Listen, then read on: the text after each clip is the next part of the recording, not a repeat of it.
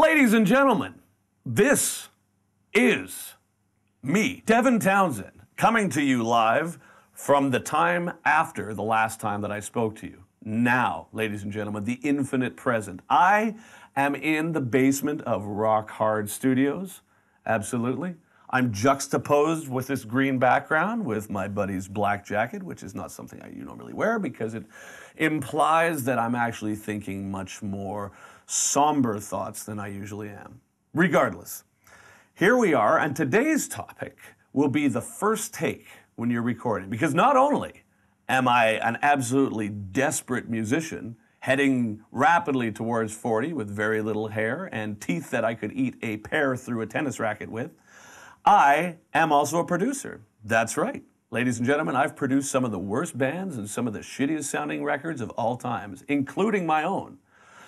And one of the things that I've been asked to expound upon here is the magic of the first take. Now, for those of you who don't record, allow me to give you an example of what that terminology means. When you're recording, say, for example, recording vocals, you've got somebody recording, which means pressing the go button for all you mechanically minded people, and somebody doing the singing. So when they press the go button, I might go, "The hills are alive with the sound of music."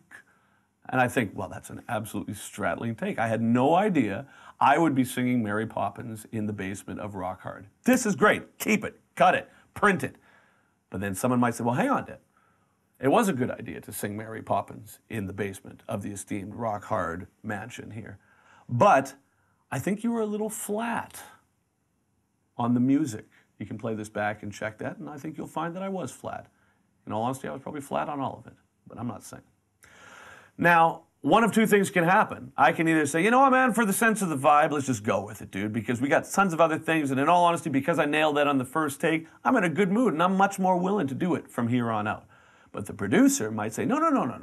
Why don't we spend some time with that, and we'll correct that pitch. Now sing that thing that was an improvised line from you, sing it 8 times until we get it perfect. What the ultimate result of that, as far as I'm concerned, is you get 8 results of The Hills Are Alive with the Sound of Music, each one progressively becoming more in tune, yet becoming less reactive to the improvisational responses that brought it out in the first place. At the end of it, in my opinion, you have a very neutered version of something that was beautiful to begin with.